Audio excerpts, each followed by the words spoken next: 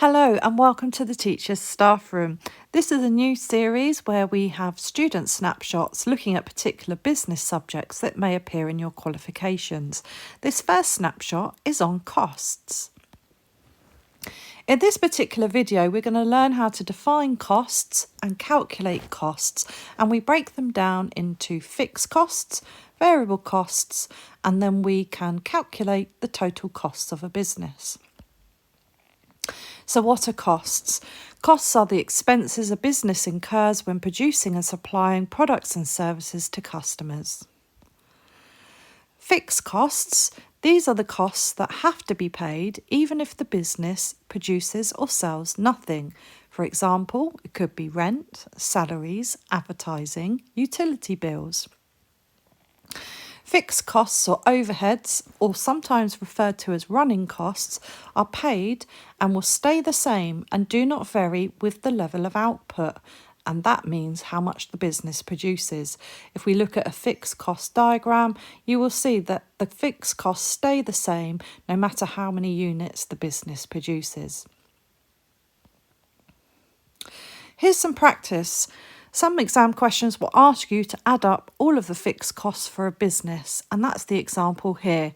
Please pause the video so that you can actually calculate all of the fixed costs in this table.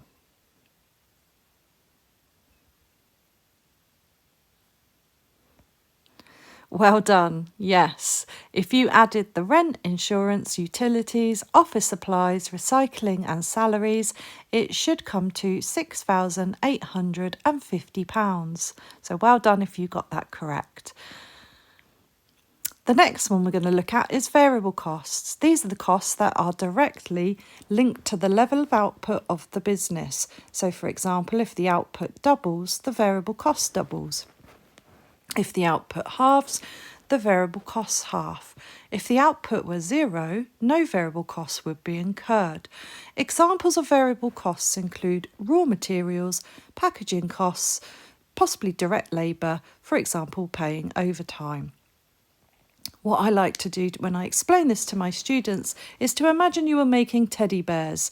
If you were making teddy bears in a factory, for one teddy bear you would have one lot of raw materials and you'd have one lot of packaging costs.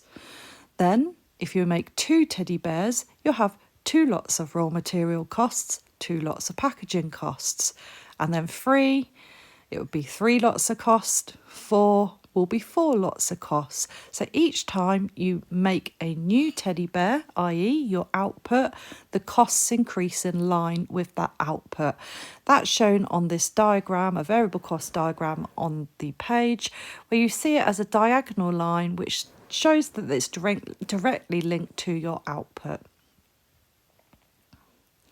So once we know our fixed and variable costs, we can actually add these together to get our total costs, or sometimes referred to as our operating costs. When we calculate our operating costs, it tells you how much your business spends to produce goods and services for customers. If we look at a total cost diagram, you will see that we have our fixed cost line, which is the line that doesn't change because the level of output does not affect the costs of the business.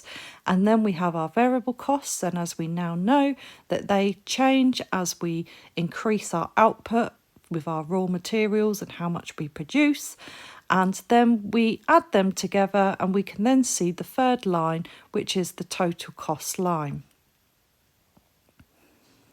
So why is this important to a business? Well, costs are really important to a business. That's why the finance function have to have strong financial control on these costs.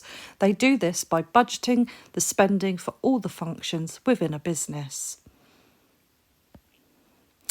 If you are on CTEC Level 3 Business, here is an exam question that you would see as a result of learning about costs.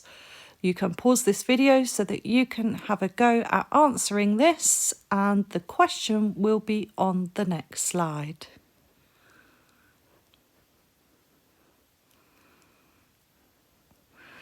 So the answer is D. So the shampoo and conditioner will be used to wash the customer's hair, As the customers increase in the salon, which is the level of output because we're going to be washing more hair, the more shampoo they will use. So that does increase. So that's it for this snapshot. Thank you for watching. Don't forget to like, subscribe and share, and I'll see you on the next snapshot.